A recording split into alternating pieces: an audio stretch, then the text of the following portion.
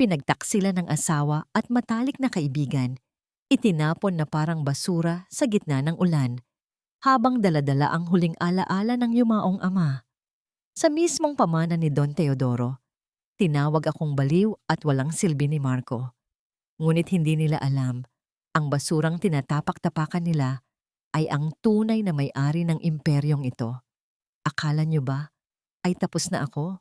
Nagkakamali kayo. Handa na ba kayong makilala ang babaeng wawasak sa inyong lahat? Huwag kang mainip, Sanya.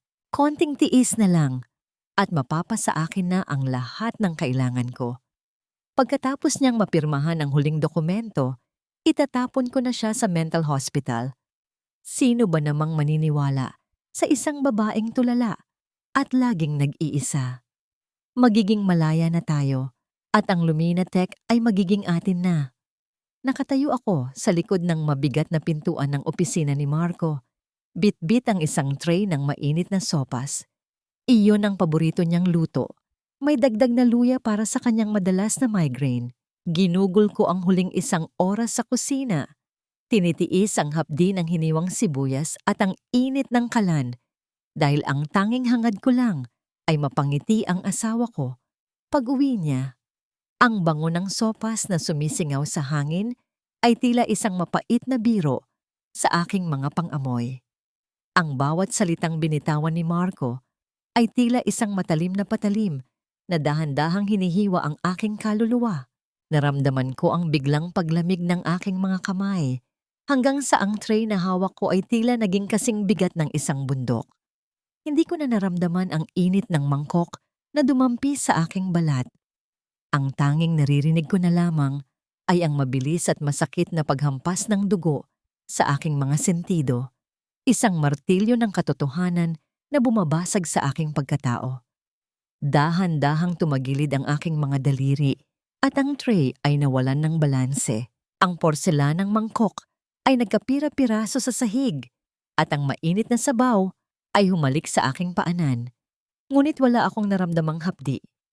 Ang tanging hapdi na nananalaytay sa akin ay ang tunog ng halakhak ni Sanya, ang babaeng itinuring kong kapatid, ang taong pinagkatiwalaan ko ng aking mga takot. Sa gitna ng katahimikan ng pasilyo, tanging ang sarili kong hininga ang naririnig ko. Mabigat, gulanit, at tila paos na sumasamo. Tumingin ako sa aking mga kamay, ang mga kamay na ginamit ko para alagaan siya, para ayusin ang kanyang mga kurbata, at para ipagdasal ang kanyang tagumpay sa bawat gabi. Ngayon, ang mga kamay na ito ay nanginginig. Hindi dahil sa takot, kundi dahil sa isang uri ng pagkasira na wala ng lunas. Ang bawat pangarap na itinanim ko sa hardin ng aming pagsasama ay tila tinupok ng apoy sa loob lamang ng ilang segundo. Ganito na lang ba ang halaga ng lahat ng aking tiniis?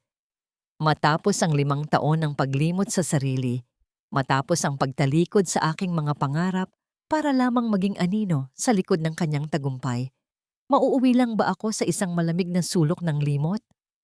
Ang bawat sakripisyo ko para sa kanya at sa kanyang ina, ang bawat gabing hindi ko pagtulog para masiguradong maayos ang lahat.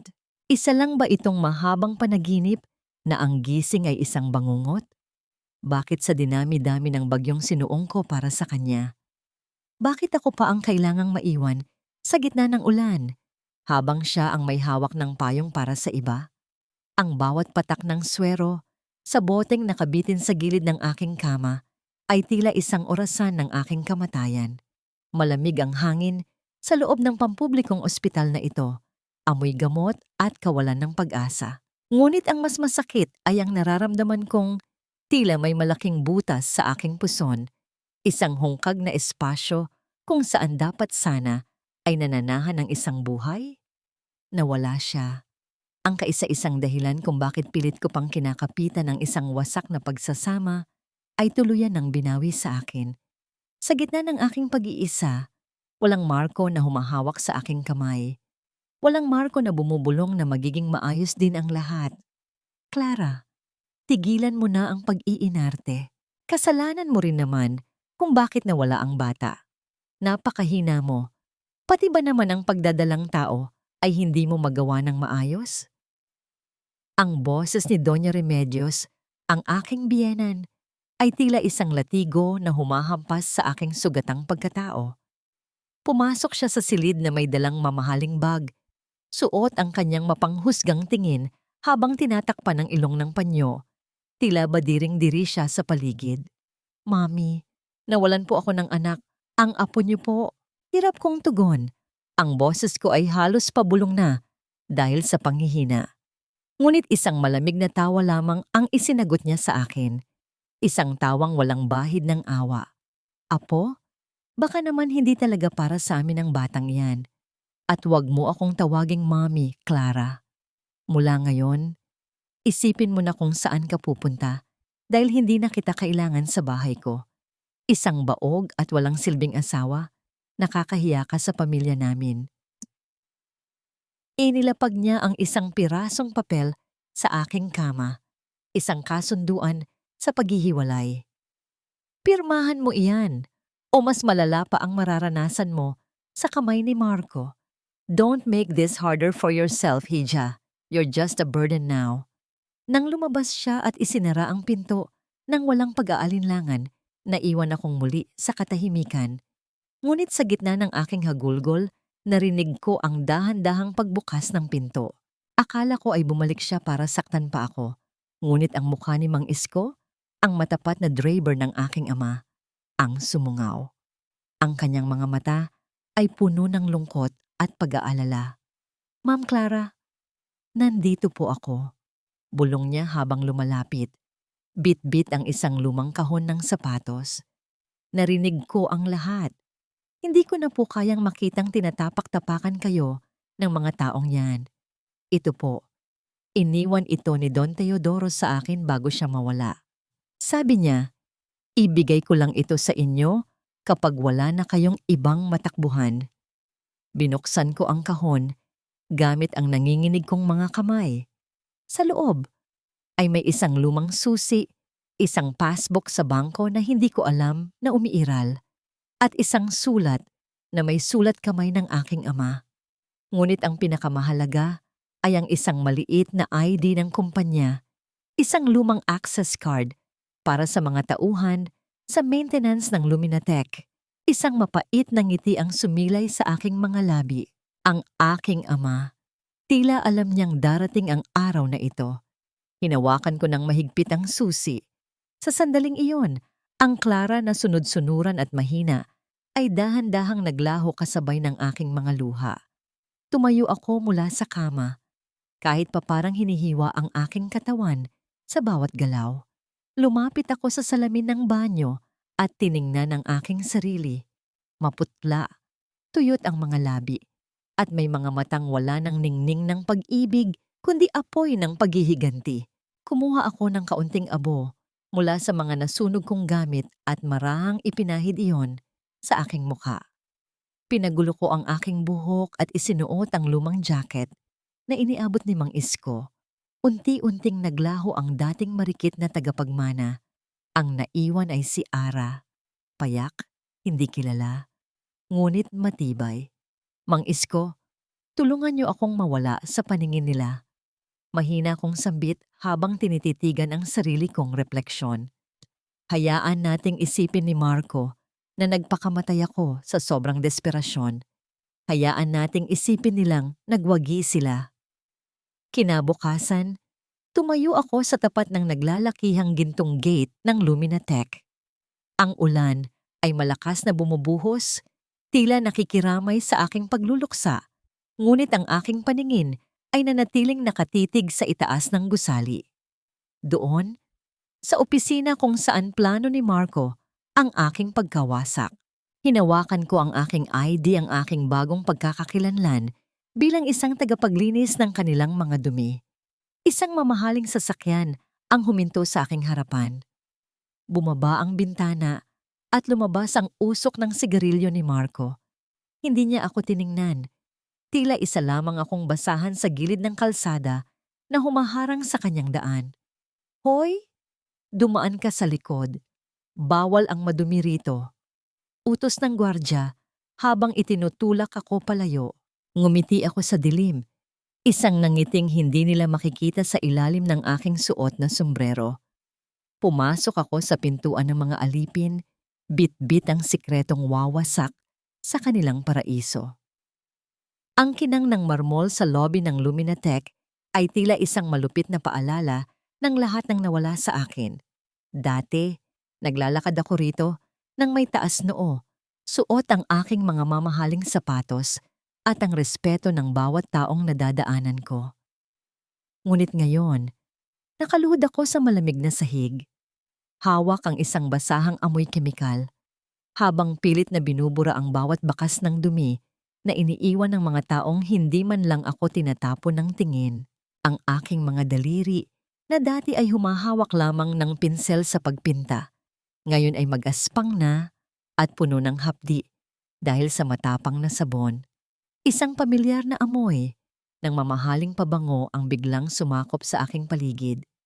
Isang amoy na dati ay nagbibigay sa akin ng kapanatagan, ngunit ngayon ay nagpapasuka sa aking sikmura.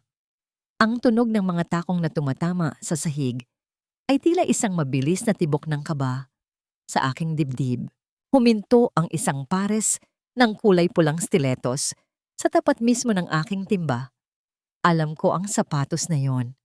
Ako ang bumili niyan para sa kanya bilang regalo sa kanyang kaarawan noong nakaraang taon. Hoy, Miss Janitress, ang dumi-dumi pa rito, hindi mo ba nakikita? Napakatanga naman. Simpleng paglilinis lang ay hindi magawa ng maayos. Ang boses ni Sanya ay puno ng pagmamataas, malayo sa malambing at mapagkunwaring boses na ginagamit niya kapag kaharap ko siya bilang si Clara. Hindi ako sumagot. Ipinagpatuloy ko ang aking paghagod sa sahig. Pilit na itinatago ang aking mukha sa ilalim ng suot kong face mask at ang dumi na sadyang ipinahid ko sa aking noo. Ngunit tila hindi pa sapat ang kanyang pangiinsulto. Sinadya niyang bitawan ang hawak niyang tasa ng kape. Ang maitim na likido ay kumalat sa bagong linis na sahig, tila isang mantsa ng kataksilan na muling nagpapaalala sa akin ng aking kasawian. Ang tunog ng pagbagsak ng tasa ay naging isang matalim na huni sa katahimikan ng lobby. Ay sorry, nadulas ang kamay ko. Linisin mo yan ha. Siguraduhin mong wala kahit isang bakas ng mantsa. Dahil kung hindi, ipapatanggal kita sa trabaho bago pa matapos ang araw na ito. Humalakhak siya ng mahina, isang tunog na puno ng katusuhan habang tinitingnan ang kanyang bagong manicure na kuko. Dahan-dahan akong yumukod. Ang aking tuhod ay tumama sa mainit na kape na kumalat sa sahig. Sa puntong yon, bumukas ang pintuan ng elevator at lumabas ang lalaking dahilan ng lahat ng aking pagdurusa, si Marco. Maayos ang kanyang suot, mukhang matagumpay at may ngiting tila pag-aari niya ang buong mundo. Lumapit siya kay Sanya at natural na inakbayan ito sa harap ng lahat ng empleyado. May problema ba rito, sweetheart? Tanong ni Marco. Ang kanyang boses ay puno ng lambing na dati ay sa akin lang nakalaan. Itong bagong janitress niyo, Marco. Napakabagal kumilos. Muntik pa akong matisod sa basahan niya. Pagsusumbong ni Sanya habang nagpapakyut sa bisig ng aking asawa. Tumingin si Marco sa direksyon ko. Sa isang sandali, nagtagpo ang aming mga mata. Ramdam ko ang paghinto ng mundo, ang mabilis na pagtibok ng aking puso na tila gustong kumawala sa aking dibdib. Hinintay kong makita ang isang kislap ng pagkilala, ang kahit katiting na pagdududa sa kanyang mga mata. Ngunit wala. Tiningnan niya lang ako nang may halong pandidiri. Tila ba isa lamang akong insekto na nakaharang sa kanyang dinadaanan. Ayusin mo ang trabaho mo kung ayaw mong mabulok sa kalsada. Wala kaming lugar para sa mga tamad dito sa Lumina. Malamig na sabi ni Marco bago siya tumalikod at iginaya si Sanya paalis. Naiwan akong nakaluhod sa gitna ng lobby, hawak ang basahang-basang-basa na ng kape at ng aking sariling mga luha na hindi ko na napigilang pumatak. Ang bawat hakbang nila palayo ay tila isang selyo sa aking desisyon. Heto ang lalaking pinag-alayan ko ng buhay, ang lalaking itinuring kong mundo. Ngunit hindi niya man lang naramdaman ang presensya ko. Heto ang babaeng pinakain ko at tinulungan noong walang-wala siya. Ngunit ngayon ay tinatapakan ako sa ilalim ng kanyang mga takong. Ngunit sa gitna ng aking pagkawasak, isang bagong lakas ang dahan-dahang gumagapang sa aking mga ugat. Habang pinupunasan ko ang sahig, hindi na paglilinis ang nasa isip ko. Bawat mantsa ng kape na aking binubura ay tila pagsisimula ng pagbura sa kanilang kapangyarihan. Hindi nila alam na ang babaeng inaakala nilang basura ay ang siyang nakakaalam ng bawat password ng kanilang system, bawat nakatagong folder, at bawat maruming transaksyon na kanilang pinaplano. Tumayo ako at binitbit ang aking timba. Naglakad ako patungo sa madilim na sulok ng gusali kung saan matatagpuan ang maliit na silid ng mga janitor. Doon, sa ilalim ng malamig na liwanag ng isang bumbilyang kumukurap-kurap, inilabas ko ang aking lumang laptop. Sa bawat pagpindot ko sa keyboard, naririnig ko ang mahinang huni ng kuryente sa loob ng pader. Biglang bumukas ang pinto at pumasok ang isang batang empleyado mula sa IT department. Hingal na hingal siya at tila balisa. "Kuya, may problema ba?" Tanong ko sa isang paos na boses. Pilit na binabago ang aking tono. "May nakapasok sa main server, Ara. Isang unknown user. At hindi ko matrace kung saan nanggagaling ang signal. Parang may multo sa loob ng system." Napangiti ako sa ilalim ng aking maskara. Ang laban ay nagsisimula pa lamang. "Siguraduhin mong walang maiiwang bakas ng lumang gamit ni Teodoro rito. Sanya? Ayokong makakita ng kahit anong magpapaalala sa kanya sa opisina ko. Patay na ang matanda. At ang lahat ng alaala niya ay dapat nang ibaon sa lupa kasama ng kanyang bangkay. Ngayong wala na siya, at lalong-lalo na ngayong wala na rin ang tangang si Clara, malinis na ang daan natin." Napatigil ang aking kamay sa pagpupunas ng mabigat na lamesang nara sa loob ng opisina ni Marco. Ang bawat salitang lumabas sa kanyang bibig ay tila isang lason na dahan-dahang pumapasok sa aking mga tenga. Ang lamesang ito, ang mismong lamesang pinaghirapan ng aking ama sa loob ng 3 dekada, ay hinahawakan na ngayon ng isang taong walang utang na loob. Habang pinakikintab ko ang gilid nito, nadama ko ang lamig ng kahoy na tila ba humihingi rin ng saklolo sa akin. Nasa kabilang dulo ng silid sila Marco at Sanya. Hindi man lang napapansin ang presensya ko bilang isang hamak na tagapaglinis. Habang nagtatawanan sila, dahan-dahan kong inabot ang ilalim ng lamesa sa isang lihim na siwang na tanging kami lang ni Papa ang nakakaalam. Doon, naramdaman ko ang isang maliit na folder na nakasingit. Ang kaluskos ng papel sa aking paghihila ay tila isang malakas na sigaw sa gitna ng kanilang usapan, ngunit sadyang bingi ang mga taong puno ng kasakiman. Nang mabuksan ko ang folder sa loob ng madilim na silid ng janitor, ilang minuto ang nakakalipas. Ang aking mundo ay tila muling gumuho. Ang mga dokumentong medikal ni Papa, ang mga gamot na ibinibigay sa kanya ni Marco bago siya bawian ng buhay. Ang nakasulat ay hindi tumutugma sa sinabi ng doktor noon. Metabolic suppression drugs. Ang mga gamot na ito ay hindi para sa kanyang puso.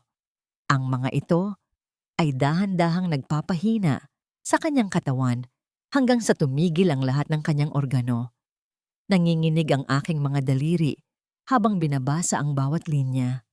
Ang bawat letra ay tila isang patak ng dugo mula sa puso ng aking ama. Ang lalaking itinuring niyang sariling anak. Ang lalaking ipinagkatiwala niya sa akin. Ang siya ring pumatay sa kanya. Ang init ng luhang dumadaloy sa aking pisngi ay tila humahapdi sa aking balat. Ngunit ang apoy sa loob ng aking dibdib ay mas matindi pa kaysa sa anumang sakit. Ang bawat alaala ng pag-aalaga ko kay Papa sa huling sandali ay nabahira ng itim na katotohanan. Hinawakan ko ng mahigpit ang aking dibdib, pilit na pinipigilan ng isang malakas na pagsabog ng pighati. Ang bawat paghinga ko ay tila may kasamang bubog na sumusugat sa aking lalamunan. Napatingin ako sa labas ng bintana, sa nagkikislapang mga ilaw ng Maynila, at naramdaman ko ang isang uri ng lamig na hindi kayang pawiin ng anumang kumot. Ang katahimikan sa loob ng maliit na silid na ito ay tila isang saksi sa aking panibagong sumpa. Papa, patawad dahil naging bulag ako. Patawad dahil pinapasok ko ang demonyo sa ating tahanan.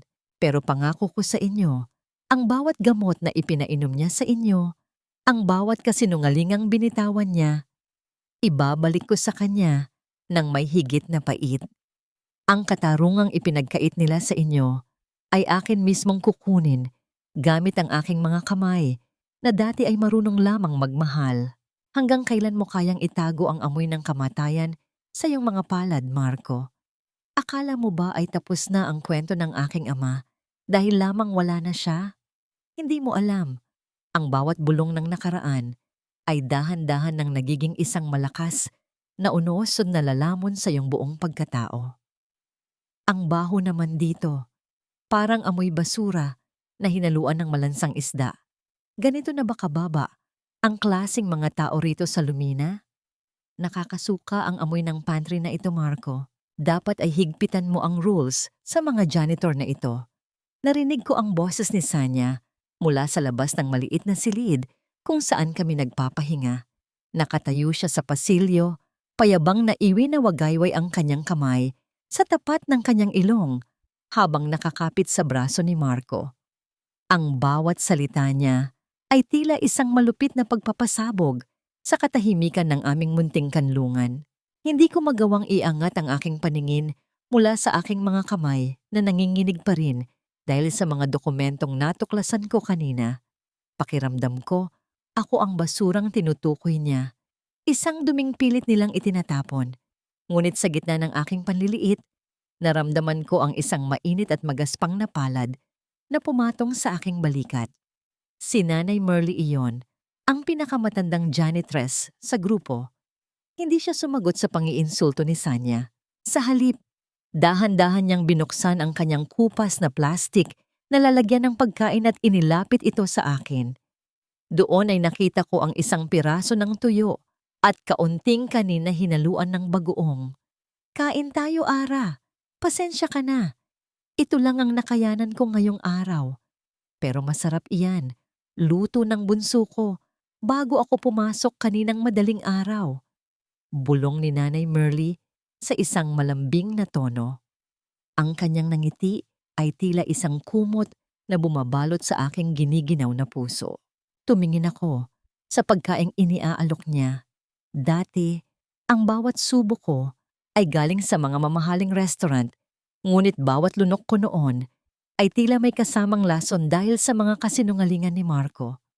Ngayon, sa harap ng simpleng tuyo na ito, naramdaman ko ang tunay na lasa ng pagkalinga.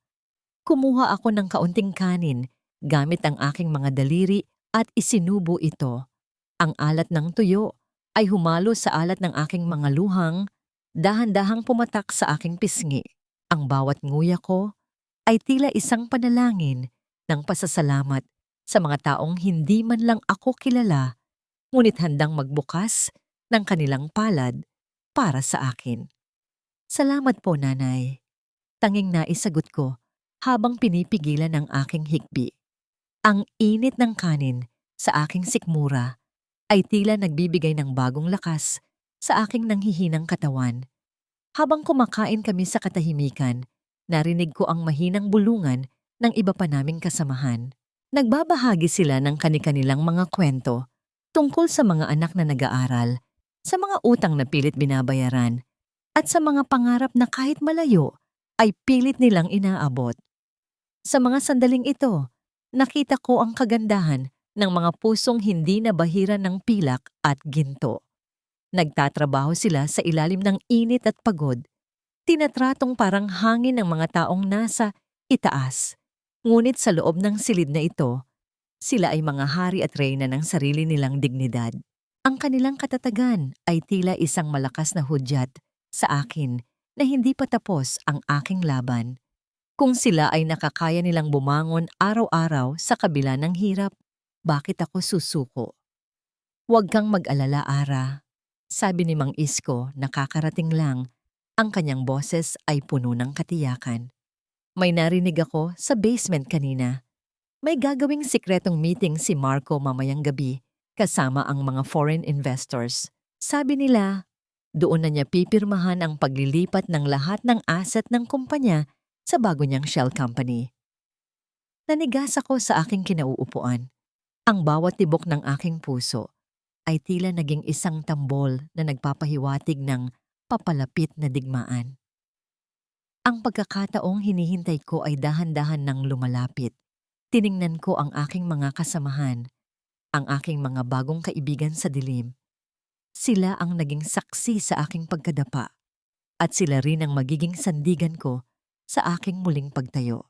Gaano ba kalalim ang bulsa ng isang taong gahaman bago niya mapansin na ang kanyang buong mundo ay dahan-dahan nang guguho mula sa ilalim? Akala mo ba ay kontrolado mo ang bawat galaw sa loob ng gusaling ito, Marco?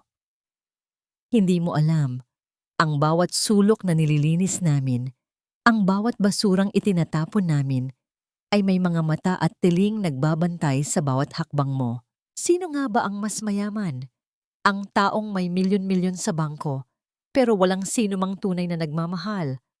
O ang taong may isang pirasong tuyo, pero may kasalong handang dumamay sa gitna ng unos? Siguraduhin mong hindi malalaman ni Marco ang tungkol sa bank account na yon, ha? At iyong huling transaction, itago mo muna. Hindi pa ito ang tamang oras para malaman niyang kumukuha rin ako ng sarili kong porsyento sa mga deals niya. Alam mo naman ang lalaking yan, masyadong mapaghinala. Narinig ko ang bulong ni Sanya habang kausap ang kung sino sa kanyang cellphone sa loob ng executive powder room. Nakatayo ako sa likod ng pintuan ng isang cubicle, hawak ang mop na tila ba naging isang sandata sa aking mga kamay. Ang bawat salita niya ay tila isang lason na lalong nagpapatatag sa aking pasya. Hindi lang pala si Marco ang taksil, maging ang kanyang katuwang sa krimen ay may sariling laro ng panloloko. Ang kanilang paraiso ay puno ng mga anay na dahan-dahan nang kumakain sa pundasyon nito. Lumabas si Sanya at humarap sa malaking salamin. Tinitingnan ang kanyang sarili nang may labis na paghanga habang naglalagay ng matingkad na pulang lipstick. Dahan-dahan akong lumabas mula sa cubicle, nakayuko, at nagkunwaring abala sa paglilinis ng sahig. Habang lumalapit ako sa kanyang pwesto, sinadya kong iwanan ng isang maliit, kulay rosas na sobre sa gilid ng kanyang mamahaling bag na nakapatong sa counter. Ang sobreng iyon ay naglalaman ng isang huwad na sulat ng pasasalamat mula sa isang hindi kilalang lalaki na nagpapahiwatig ng isang lihim na pagkikita at isang mamahaling regalo. Ano ba yan? Ang dumi-dumi ng sapatos mo, nakakaabala ka sa dinadaanan ko. Asik ni Sanya nang mapansin niya ako. Hindi niya napansin ang sobrang isiningit ko sa siwang ng kanyang bag. Mabilis siyang lumabas ng silid, bitbit ang bitag na ako mismo ang naghanda. Sumunod ako ng tahimik. Dumaan sa gilid ng pasilyo hanggang sa makita ko sila ni Marco sa loob ng VIP lounge. Tamang-tama ang dating ko dahil eksaktong binubuksan ni Sanya ang kanyang bag para kunin ang kanyang salamin. Nahulog ang kulay rosas na sobre sa paanan ni Marco. Ang bawat tibok ng aking puso ay tila isang tambol na naghihintay sa pagsabog ng bulkang aking pinukaw. Dahan-dahang pinulot ni Marco ang sobre, ang kanyang mga kilay ay nagsalubong habang binabasa ang nakasulat sa labas nito. Ano ito? Sanya? Kanino galing ang sulat na ito? Ang boses ni Marco ay naging malamig, tila isang hangin mula sa isang madilim na kuweba. Ang kanyang mga mata, na dati ay puno ng pagnanasa, kay Sanya ay napalitan ng isang mapanganib na pagdududa. Hindi ko alam iyan, Marco. Baka napulot ko lang o may naglagay lang niyan sa loob. Nauutal na sagot ni Sanya, ang kanyang mukha ay biglang nawalan ng kulay. Lumingon siya sa paligid at ang kanyang mga mata ay nalisik nang makita akong nakatayo sa di kalayuan. Hawak ang aking timba. Sa isang iglap, lumapit siya sa akin at isang malakas na sampal ang dumapo sa aking pisngi. Ang tunog ng kanyang palad na tumama sa aking balat ay tila isang pagsabog sa gitna ng katahimikan. Naramdaman ko ang matinding init at kirot na gumuhit sa aking mukha at ang lasa ng dugo sa loob ng aking bibig. Ang aking paningin ay panandali ang nagdilim, ngunit sa loob ng aking dibdib, isang uri ng tagumpay ang dahan-dahang bumubukal. Ikaw! Ikaw ang naglagay nito sa bag ko. Di ba? Magnanakaw. Gusto mo kaming pag-awayin dahil inggit na inggit ka sa buhay ko. Sigaw ni Sanya habang dinuduro ako. Ang kanyang boses ay tila isang matinis na tunog ng sirang plaka. Sinubukan niyang saktan pa ako, ngunit pinigilan siya ni Marco. Hindi dahil sa awa sa akin, kundi dahil sa galit na nararamdaman niya para sa babaeng kasama niya. Tama na, Sanya. Huwag mong gamitin ang janitress na ito para pagtakpan ang kalandian mo. Mag-usap tayo sa loob. Ngayon din. Hinitak ni Marco si Sanya papasok sa kanyang opisina at ang malakas na pagsasara ng pinto ay tila isang hudyat ng simula ng kanilang pagkawasak. Naiwan akong nakatayo sa pasilyo, hinahawakan ng aking namamagang pisngi. Ang bawat pintig ng sakit ay tila isang paalala ng bawat sampal na tinanggap ko noon sa katahimikan ng aming tahanan. Ngunit sa pagkakataong ito, hindi ako umiiyak dahil sa pighati. Napangiti ako sa ilalim ng aking maskara, isang ngiting puno ng pait at katarungan. Ang laso ng pagdududa ay dahan-dahan ng kumakalat sa kanilang mga ugat at walang anumang gamot ang makakapigil sa unti-unti nilang pagbagsak. Hanggang kailan nyo kayang panindigan ang inyong mga kasinungalingan kung ang mismong anino nyo ay hindi nyo na mapagkatiwalaan? Akala nyo ba ay matatag ang inyong alyansa dahil pareho kayong masama? Hindi nyo alam, sa mundong binuo sa kataksilan, walang sino man ang ligtas. Kahit ang inyong sarili, sino ang unang bibigay? Ang lalaking pumatay sa kanyang amain para sa yaman, o ang babaeng handang ipagpalit ang lahat para sa sarili niyang ambisyon? Sino ang naglalagay nito rito? Sanya? Guard, sinong pumasok sa opisina ko nang wala ako? Ang boses ni Marco ay nanginginig, hindi dahil sa galit, kundi dahil sa isang uri ng takot na dahan-dahang gumagapang sa kanyang lalamunan. Nakatayo ako sa labas ng kanyang silid. Hawak ang aking floor polisher na gumagawa ng isang mahaba at nakakaantok na tunog sa tahimik na pasilyo. Sa pamamagitan ng bahagyang nakabukas na pinto, nakita ko si Marco na nakatitig sa kanyang lamesa. Doon, sa ibabaw ng kanyang mga mamahaling dokumento, ay nakapatong ang isang lumang gintong relos, ang relos na suot ni Papa noong huling gabi ng kanyang buhay. Ang bawat tibok ng segundo sa relos na yon ay tila isang malakas na tunog ng martilyo sa loob ng silid. Nakita ko ang pawis na namumuo sa noo ni Marco. Kahit pa napakalamig ng aircon, ang kanyang mga kamay, na dati ay kampanteng humahawak sa aking mga ari-arian, ay nanginginig na ngayon habang pilit niyang iniuurong ang kanyang upuan palayo sa lamesa. Ang amoy ng alak sa kanyang hininga ay humalo sa amoy ng takot na dahan-dahang sumasakop sa kanyang pagkatao. Bakit nandito ito? Itinapon ko na ito. Malinaw kong natatandaan na ipinatapon ko na ang lahat ng gamit ng matandang iyon. Bulong niya sa sarili. Ang kanyang mga mata ay malaki at puno ng gulat. Ang bawat anino sa sulok ng kanyang opisina ay tila nagiging mukha ng taong kanyang pinatay. Ang katarungan ay hindi laging dumarating na may kasamang malakas na trompeta. Kung minsan, ito ay dumarating sa anyo ng isang anino na hindi mo kayang takasan. Dahan-dahan akong pumasok sa silid, nakayuko ang aking ulo at nagkunwaring abala sa paglilinis ng gilid ng kanyang cabinet. Sir, may problema po ba? Lilinisin ko na po ba ang lamesa nyo? Tanong ko sa isang malat at mahinang boses. Ramdam ko ang kanyang matalim na tingin sa akin. Tila ba sinusubukan niyang basahin kung may alam ako, ngunit sa kanyang paningin, isa lamang akong hamak na trabahador na walang kinalaman sa kanyang madilim na mundo. Lumabas ka! Huwag kang lalapit sa lamesang ito. Sino ang nakakita sa relos na ito? Sigaw niya, ang kanyang boses ay tila isang asong nasugatan. Tumalikod ako at lumabas. Ngunit bago ko isara ang pinto, nakita ko ang kanyang hitsura sa salamin. Isang taong tila unti-unti nang kinakain ng sarili niyang konsensya. Sa bawat hakbang ko sa pasilyo, nararamdaman ko ang bigat ng relos ni Papa sa aking gunita. Ang bawat gasgas sa gintong iyon ay may kwento ng pagsusumikap, ng pagmamahal na kanyang ibinigay sa taong kumuha ng kanyang buhay. Ngayon, ang relos na iyon ay magiging isang sumpa na hindi hahayaang makatulog ng mahimbing si Marco.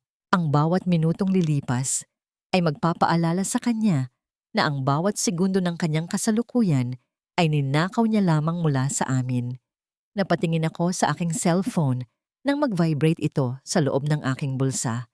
Isang mensahe mula sa isang hindi kilalang numero. Nakasetup na ang lahat para sa audit mamaya. Hindi lang relos ang babalik sa kanya, Clara. Handa ka na ba? Napatigil ako sa paglalakad. Ang puso ko ay tila gustong kumawala sa aking dibdib. Sino ang taong ito? Sino ang nakakaalam na buhay pa ako at narito ako sa loob ng Luminatech?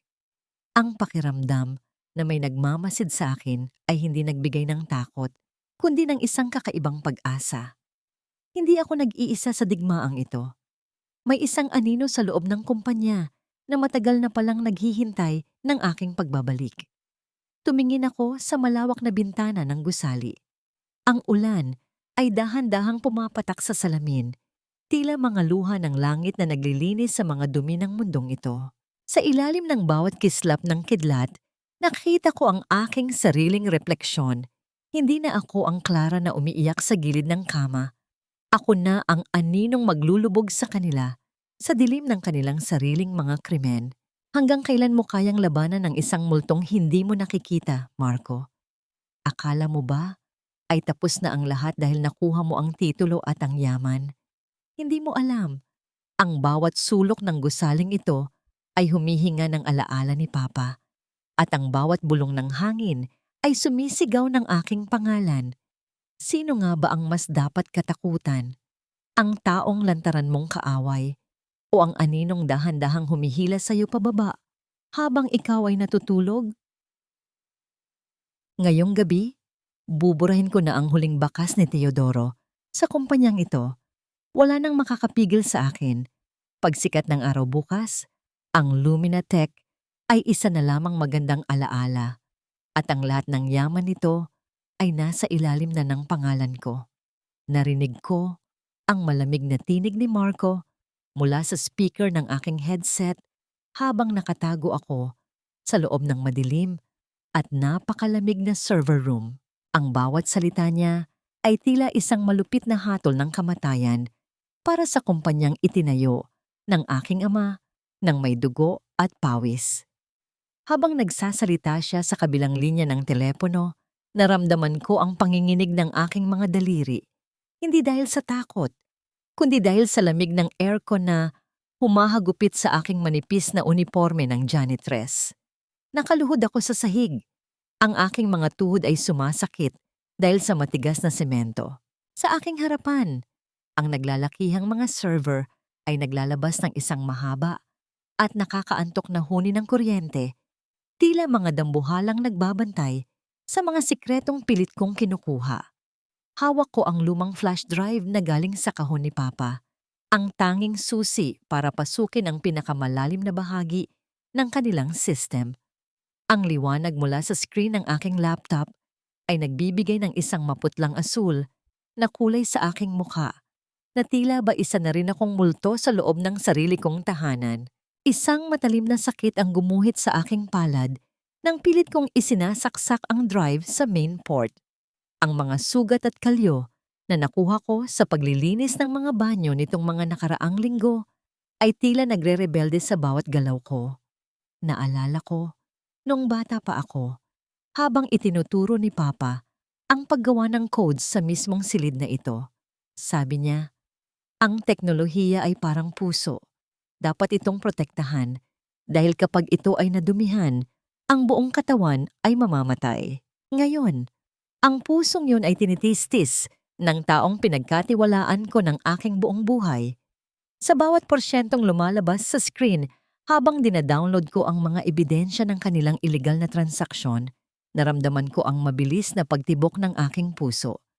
60%, 70. Bawat segundo ay tila 1 taon sa aking pandinig. Ang pawis sa aking noo ay dahan-dahang tumutulo. Kahit pa halos magyelo na ang aking balat sa tindi ng lamig sa loob ng silid, biglang ang katahimikan ay bumasag ng tunog ng mabibigat na hakbang sa labas ng pintuan.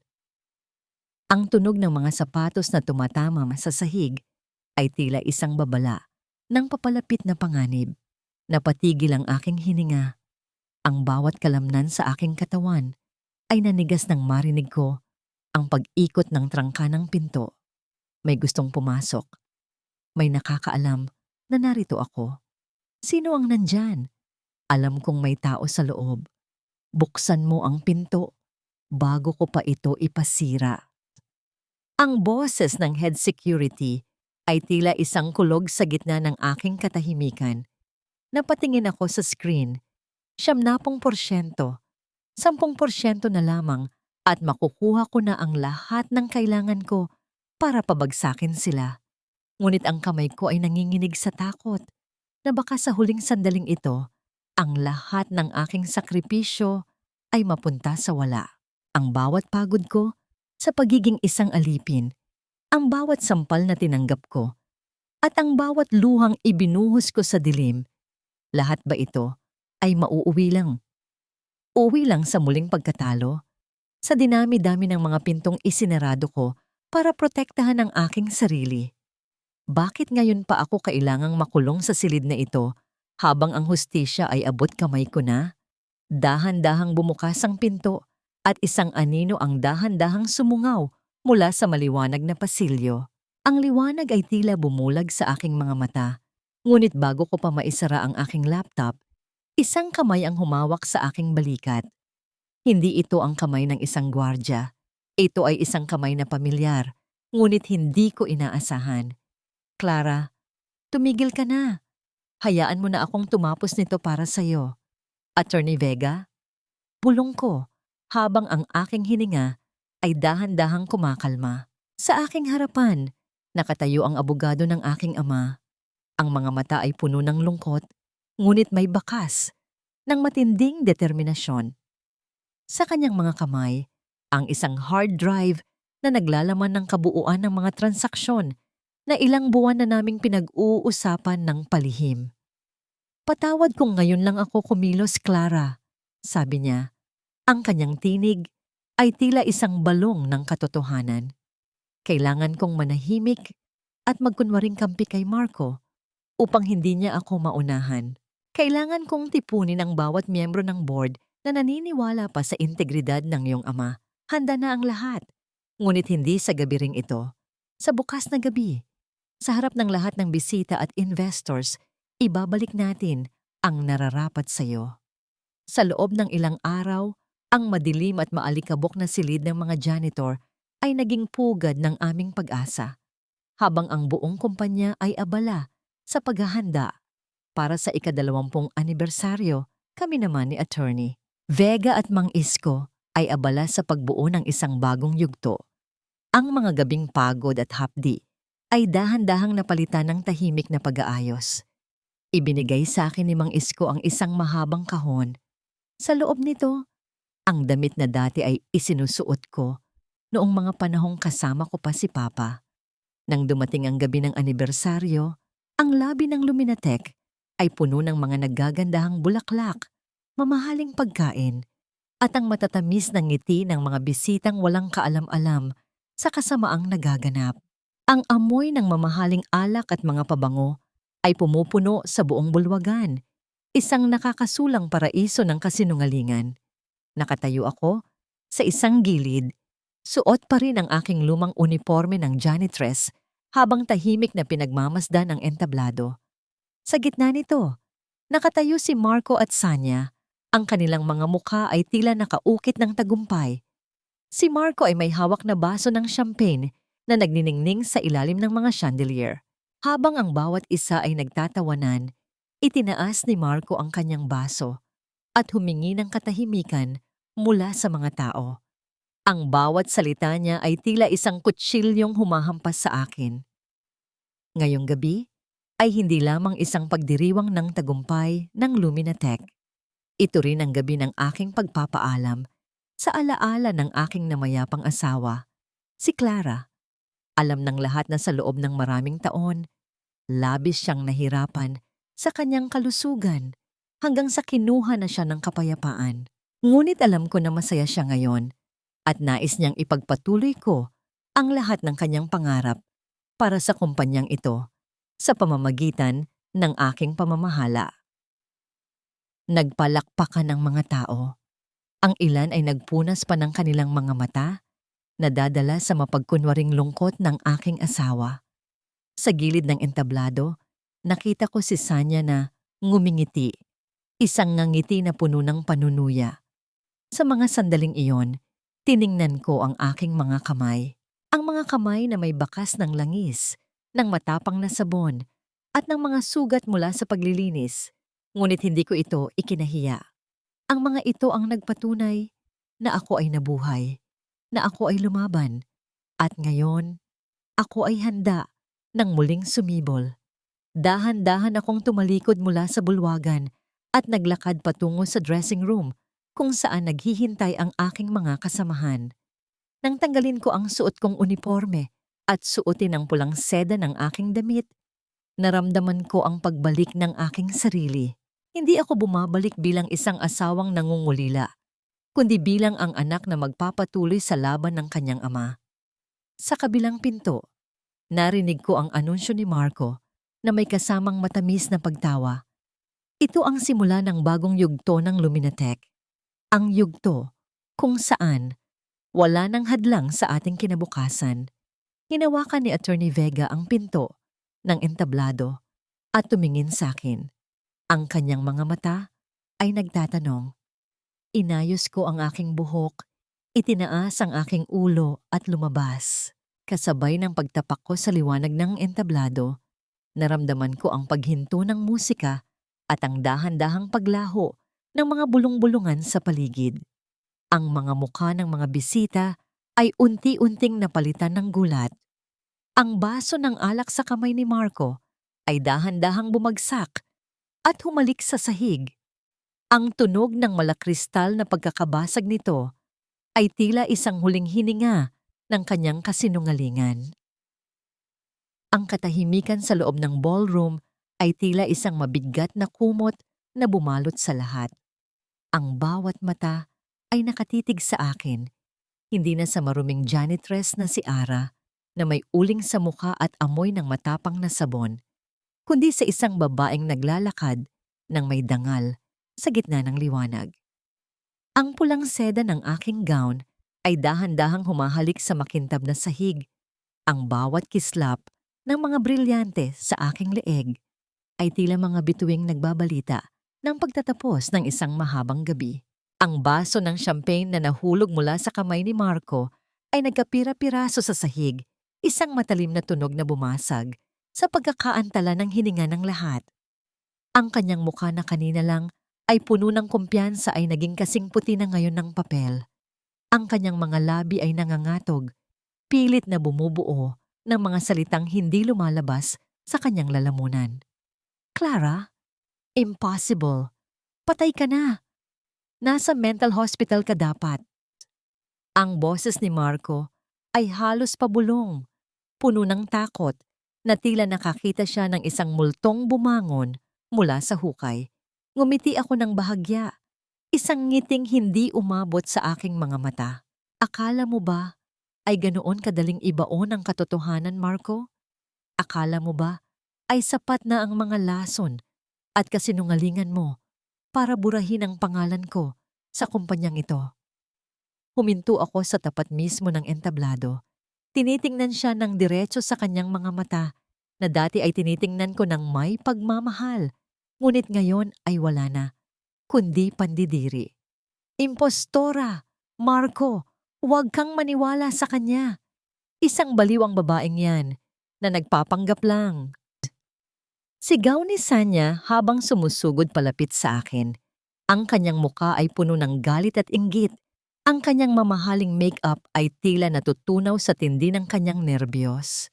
Ngunit bago pa man niya ako mahawakan, humarang na si Attorney Vega at ang dalawang pulis na kasama nito. Mawalang galang na, Miss Sanya. Ngunit ang babaeng nasa harap niyo ay ang tunay na Clara Teodoro Valdez, ang nag-iisang tagapagmana ng Lumina Tech. Malakas na pahayag ni Attorney Vega na umalingaw-ngaw sa buong bulwagan. Itinaas ko ang aking kamay at itinuro ang malaking LED screen sa likod ni Marco. Sa isang hudyat ko, ang mga slide na kanina ay nagpapakita ng kanyang mga huwad na tagumpay ay napalitan ng mga malilinaw na dokumento. Ang mga bank transfer sa kanyang lihim na account, ang mga pekeng pirma sa mga kontrata, at ang pinakamasakit sa lahat, ang listahan ng mga gamot na dahan-dahang pumatay sa aking ama. Ang mga bulong-bulungan sa paligid ay naging isang malakas na ugong ng pagkagulat at pagkadismaya mula sa mga investors at board members. Ang bawat ebidensyang lumalabas sa screen ay tila isang malakas na sampal sa pagkatao ni Marco. Nakita ko kung paano nanghina ang kanyang mga tuhod, kung paano siya napahawak sa rostrum para hindi tuluyang matumba.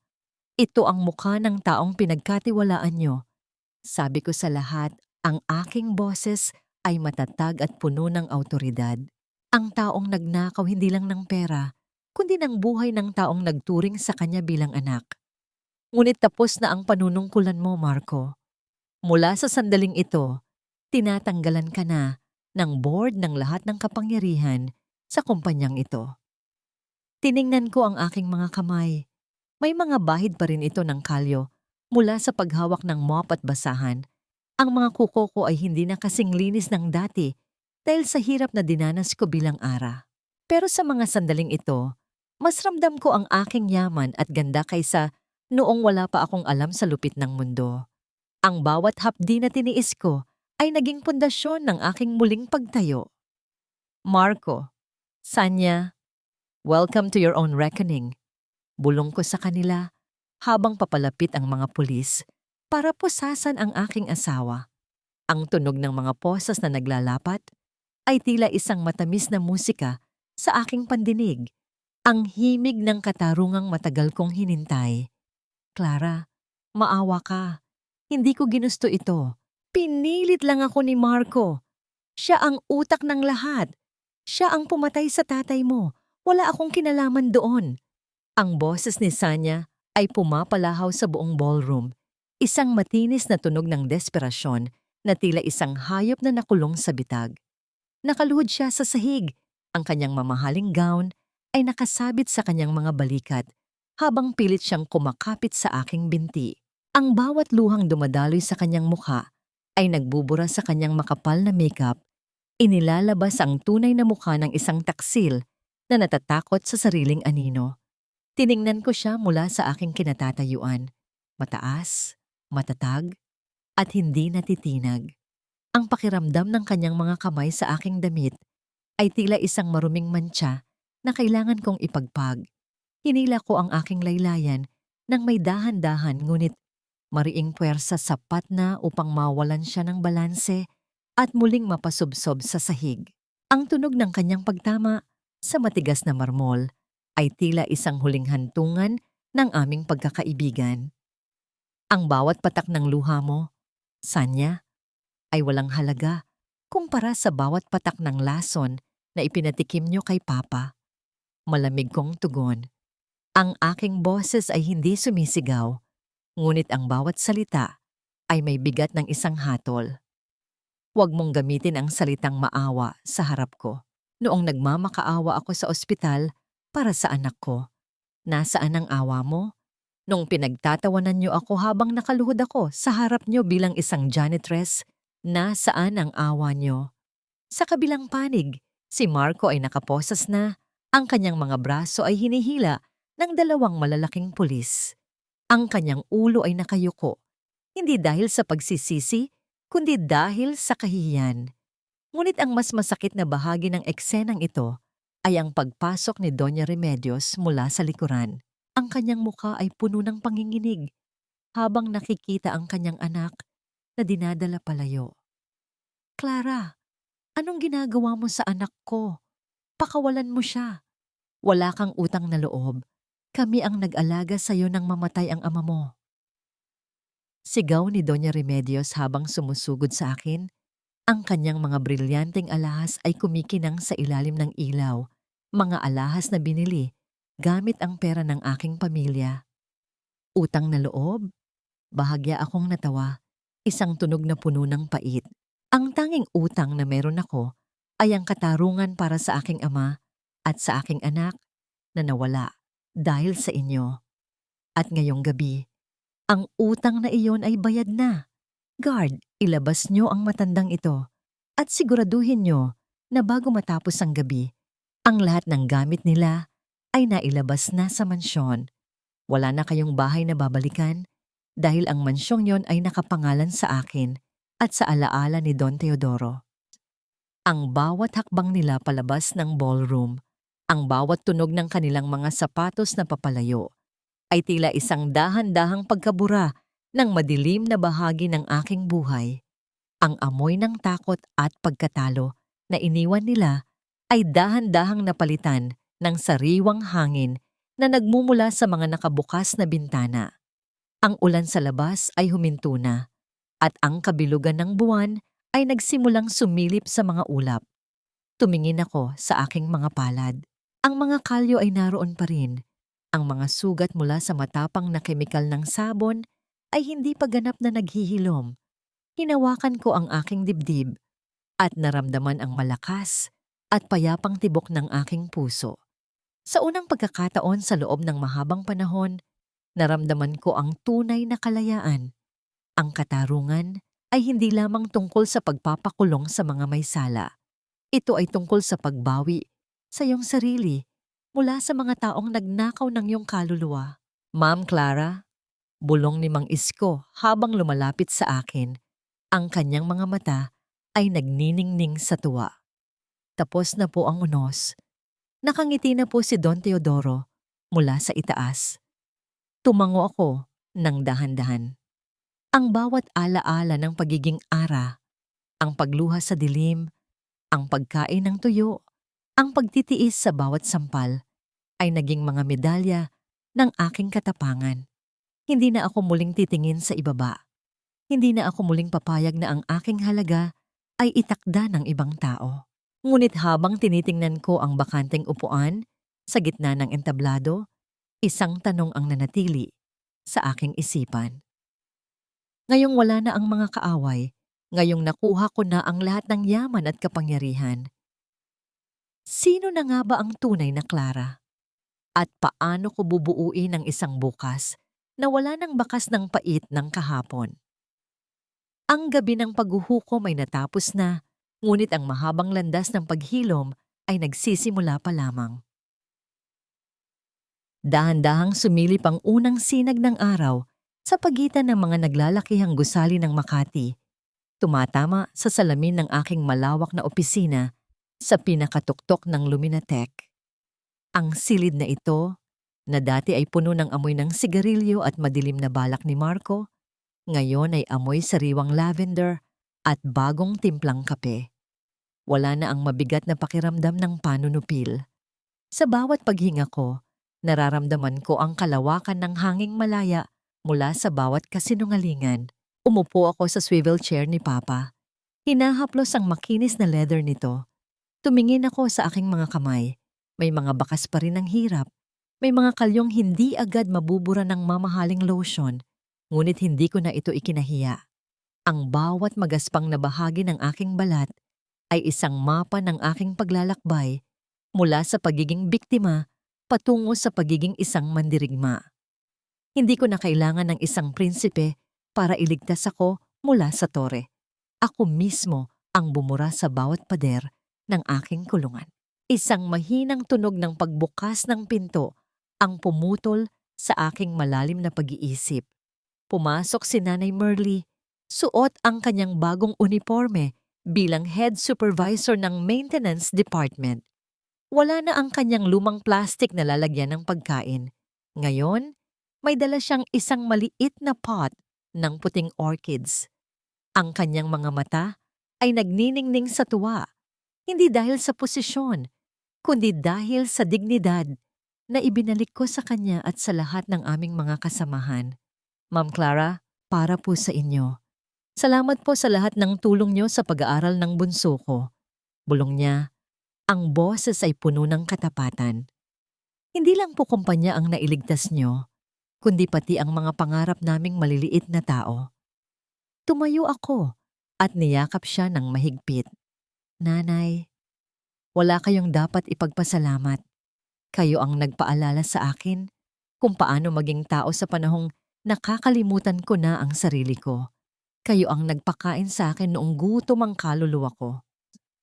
Nang makaalis siya, lumapit ako sa malaking bintana. Nakita ko ang refleksyon ng aking sarili sa salamin, isang babaeng hindi na kailangan ng asawa para ituring na reyna. Sa loob ng ilang linggo ng aking pamumuno, dahan-dahang bumabalik ang tiwala ng mga investors. Ang Luminatech ay muling kinikilala bilang isang kumpanyang may puso, hindi lang para sa teknolohiya, kundi para sa bawat manggagawang nagpapatakbo nito. Ang bawat programa para sa mga kababaihang biktima ng pang-aabuso na sinimulan ko ay naging isang matagumpay na kanlungan. Sa bawat kwento ng tagumpay nila, nararamdaman ko ang dahan-dahang paghilom ng sarili kong mga sugat. Ang pighati sa pagkawala ng aking anak ay hindi kailanman ganap na mawawala. Ngunit nahanap ko ang paraan upang gawin itong isang lakas. Isang pangako na walang sinumang babae ang muling mag-iisa sa dilim habang ako ay nakatayo. Wala nang marko na magdidikta ng aking halaga. Wala nang sanya na hihila sa akin pababa. Ang tanging naririnig ko na lamang ay ang tibok ng aking sariling puso, matatag at puno ng pag-asa. Ang tagumpay ko ay hindi nasusukat sa dami ng pera sa bangko, kundi sa katahimikang nadarama ko tuwing gabi bago ako matulog. Isang katahimikang hindi binili, kundi ipinaglaban. Napangiti ako habang pinagmamasdan ang buhay na nagpapatuloy sa ibaba. Ang bawat hakbang ng mga tao sa kalsada, ang bawat busina ng mga sasakyan, ay tila isang symphony ng aking panibagong simula.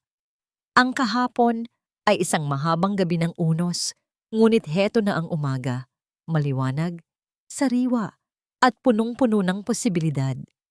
Ngunit sa gitna ng aking kaligayahan, isang liham ang nakalagay sa ibabaw ng aking lamesa mula sa bilangguan. Ang sulat kamay ni Marco ay nanginginig at puno ng pagsusumamo. Isang desisyon ang kailangan kong gawin, isang huling hakbang bago ko tuluyang maisara ang aklat ng aking nakaraan. Tatapatan ko ba ang kanyang dilim ng aking liwanag? O hahayaan ko na lamang siyang mabulok sa katahimikan ng kanyang sariling mga kasalanan? Hawak ko ang huling liham na ipinadala ni Marco mula sa likod ng mga rehas. Sa bawat salitang nakasulat sa papel na yon, mga pagsusumamo para sa kapatawaran, mga pangakong magbabago siya, at ang desperadong hiling na bisitahin ko siya kahit isang beses lang, ay wala na akong maramdamang anumang kirot o galit. Ang bawat letra ay tila mga tuyong dahon na nililipad ng hangin. Walang bigat, walang saysay. Dahan-dahan kong itinapat ang dulo ng papel sa ningas ng kandilang nakasindi sa tabi ng litrato ni Papa. Pinanood ko kung paano dahan-dahang nilamon ng apoy ang bawat kasinungalingan ni Marco hanggang sa maging abo na lamang ito na sumasama sa ihip ng hangin sa labas ng aking bintana. Wala nang puot sa aking puso dahil ang puot ay isa ring uri ng pagkakagapos. At sa umagang ito, pinili kong maging ganap na malaya. Nabalitaan ko mula kay Attorney Vega ang kalunos-lunos na kalagayan nila sa loob ng piitan. Si Marco ay laging nag-iisa, kinatatakutan at kinamumuhian ng ibang mga bilanggo, habang si Sanya naman ay unti-unting nawawala sa sariling katinuan dahil sa hirap at dumi ng paligid na hindi niya matanggap. Si Doña Remedios naman ay naninirahan na ngayon sa isang maliit at madilim na paupahan sa gilid ng Riles. Malayo sa karangyaan ng mansyong dati ay ipinagmamalaki niya. Ang amoy ng mamahaling pabango ay napalitan ng amoy ng lansa at alikabok. Ito ang kanilang impyerno, isang mundong binuo nila mula sa sarili nilang kasakiman. Ang katarungan ay hindi laging mabilis, ngunit ito ay laging tumpak. Samantala, ang aking mundo ay puno na ng liwanag. Sa bawat sulok ng mansyong ito, nararamdaman ko ang presensya ni Papa, hindi bilang isang multo, kundi bilang isang gabay. Ang hardin na dati ay tuyot at puno ng damo ay namumukadkad na ngayon sa iba't ibang kulay ng mga rosas at orkidya. Ang amoy ng basang lupa pagkatapos ng ulan ay nagpapaalala sa akin na ang bawat unos ay may dalang pag-asa. Lumakad ako patungo sa isang maliit na puting bantayog sa gitna ng hardin. Doon, inilapag ko ang isang maliit na sapatos ng sanggol na gawa sa porselana. Anak, bulong ko, habang hinahaplos ang malamig na bato. Ang bawat tagumpay ko ay para sa iyo.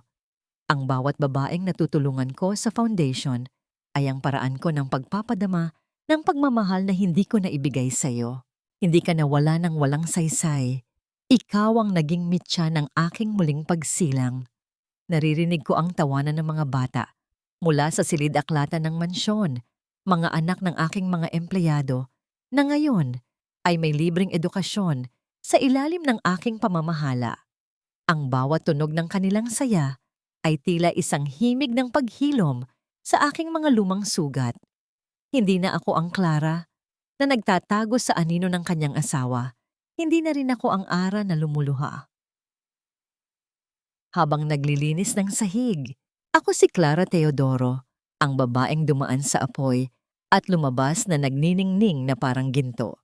Sa bawat hapdi na aking dinanas, natutunan ko na ang tunay na yaman ay hindi matatagpuan sa mga dokumento ng pag-aari o sa mga brilyante sa aking leeg. Ang tunay na yaman ay ang kakayahang tumingin sa salamin at makita ang isang taong may dangal, may tapang, at may pusong marunong pa ring magmahal sa kabila ng lahat.